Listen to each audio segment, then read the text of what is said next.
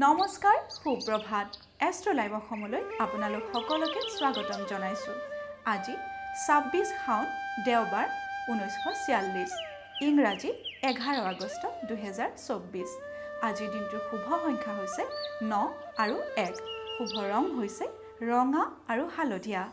আপুনি যদি আজি কৰবালৈ যাত্ৰা কৰিম বুলি ভাবিছে তেতিয়াহ'লে বেলগছৰ গুৰিত অথবা যিকোনো ৰঙা ফুল গছৰ গুৰিত পানী ঢালিহে যাত্ৰা আৰম্ভ কৰিব। তেতিয়াহ'লে আপোনাৰ যাত্ৰা শুভ হ'ব। এতিয়া আমি আহিছোঁ পঞ্চাং অনুসৰি আজিৰ দিনটোৰ ৰাশিফললৈ।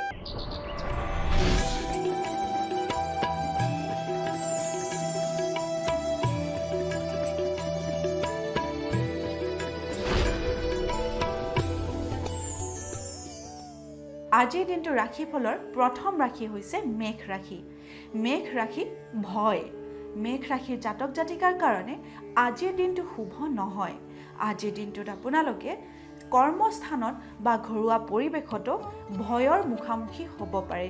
গতিকে যিকোনো কাম কৰাৰ আগতে আপোনালোকে নিজৰ মনটো দৃঢ় কৰিহে আগবাঢ়িব। এইবাৰ আমি আহিছোঁ বৃষ ৰাশিলৈ। বৃষ ৰাশি মানসিক কষ্ট। বৃষ ৰাশিৰ জাতক জাতিকাৰ কাৰণে আজিৰ দিনটো শুভ নহয়। আজিৰ দিনটোত আপোনালোকে মানসিকভাৱে কষ্টত ভুগিব পাৰে। গতিকে কৰ্মস্থানলৈ যাওঁতে বা পৰিয়ালৰ লোকৰ মাজত থাকোঁতেও অতি সাৱধানেৰে চলিব। পৰৱৰ্তী ৰাশি হৈছে মিথুন ৰাশি। মিথুন ৰাশি কৰ্মত বাধা। মিথুন ৰাশিৰ জাতক জাতিকাৰ কাৰণেও আজিৰ দিনটো শুভ নহয়। আজিৰ দিনটোত আপোনালোকে কৰ্মত বাধা পাব পাৰে। গতিকে কৰ্মস্থানলৈ ওলাই যাওঁতে আপোনালোকে সাৱধানেৰে ওলাই যাব আৰু নিজৰ মনটোক দৃঢ় কৰিহে আগবাঢ়িব। এইবাৰ আমি আহিছোঁ কৰ্কট ৰাশিলৈ। কৰ্কট ৰাশি অযথা সময় ক্ষয়। কৰ্কট ৰাশিৰ জাতক জাতিকাই আজিৰ দিনটো সাৱধানেৰে পাৰ কৰিব, নহ'লে আপোনালোকৰ আজিৰ দিনটোতে সময় অযথা ক্ষয় হোৱাৰ সম্ভাৱনা দেখা দিছে। এইবাৰ আমি আহিছোঁ সিংহ ৰাশিলৈ। সিংহ ৰাশি প্ৰাপ্য আদায়। সিংহ ৰাশিৰ জাতক জাতিকাৰ কাৰণে আজিৰ দিনটো খুবেই শুভ। আজিৰ দিনটোত আপোনালোকৰ যদি পাবলগীয়া ধন আছে তেতিয়াহ'লে পাবলৈ সক্ষম হ'ব। এতিয়া আহিছোঁ কন্যা ৰাশিলৈ। কন্যা ৰাশি যশস্যা আদায়। কন্যা ৰাশিৰ জাতক জাতিকাৰ কাৰণেও আজিৰ দিনটো খুবেই শুভ। আজিৰ দিনটোত আপোনালোকে যিকোনো ৰাজহুৱা কৰ্মৰ ক্ষেত্ৰত যশস্যা পাবলৈ আৰু সন্মান পাবলৈ সক্ষম হ'ব।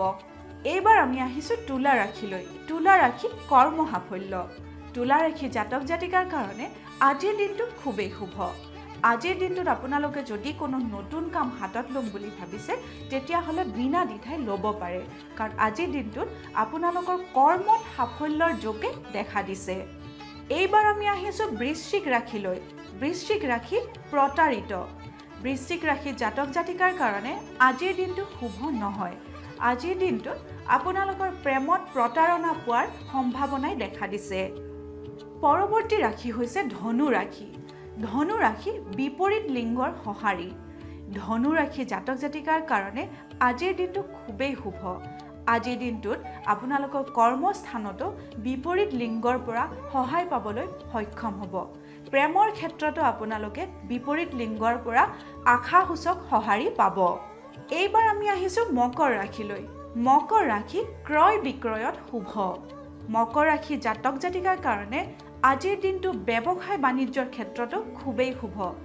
আজিৰ দিনটোত আপোনালোকে যদি নতুন যান বাহন বা ঘৰ ক্ৰয় কৰিম বুলি ভাবিছে তেতিয়াহ'লে বিনা দ্বিধাই আগবাঢ়িব পাৰে। পৰৱৰ্তী ৰাশি হৈছে কুম্ভ ৰাশি। কুম্ভ ৰাশি এলাহ বৃদ্ধি। কুম্ভ ৰাশিৰ জাতক জাতিকাৰ কাৰণে আজিৰ দিনটো খুবেই শুভ নহয়। আজিৰ দিনটোত আপোনালোকে কৰ্মস্থানত এলাহ অনুভৱ কৰিব পাৰে। গতিকে আপোনালোকে আজিৰ দিনটো খুব দৃঢ়তাৰে আগবাঢ়িব।